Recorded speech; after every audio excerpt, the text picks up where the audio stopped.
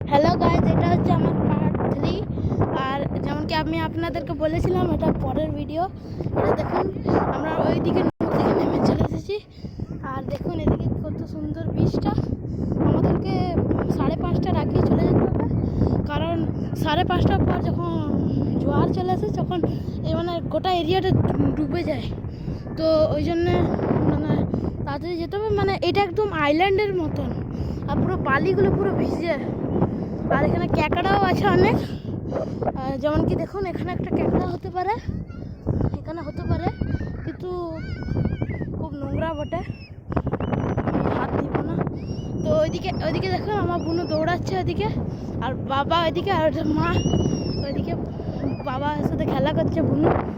আর ওইদিকে দেখুন বীজটা কি সুন্দর, ঠান্ডা হাওয়া আসছে এখানে। মানে যেহেতু সমুদ্র তো হাওয়া আসবেই, ওই জন্য হাওয়াটা আসছে।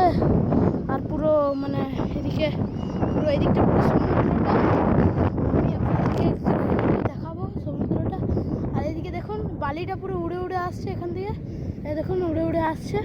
আর এমন মানে সুন্দর পুরো এরিয়াটা দেখাচ্ছে। দেখুন আমি আপনাদেরকে দেখাচ্ছি, দেখুন কেমন উড়ে উড়ে আসছে বালিটা, বহুত সুন্দর দেখাচ্ছে নজারাটা।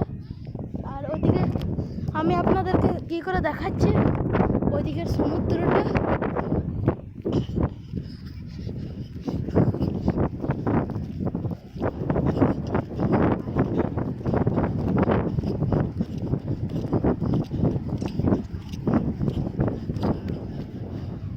দেখুন সমুদ্রের কাছে আমি দৌড়াতে দৌড়াতে একাই চলে এলাম।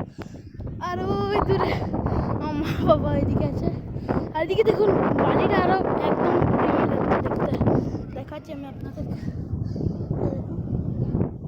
উড়ে উড়ে আসছে, মনে হচ্ছে যে একটুখানি ভালো করে দেখতে মনে হচ্ছে যে জলটা, নদীর জলটা আমাদের দিকে আসছে। আর আর মনে হচ্ছে যে স্ট্রিম মানে ধোঁয়াটা, গ্যাসটা আমাদের দিকে আসছে।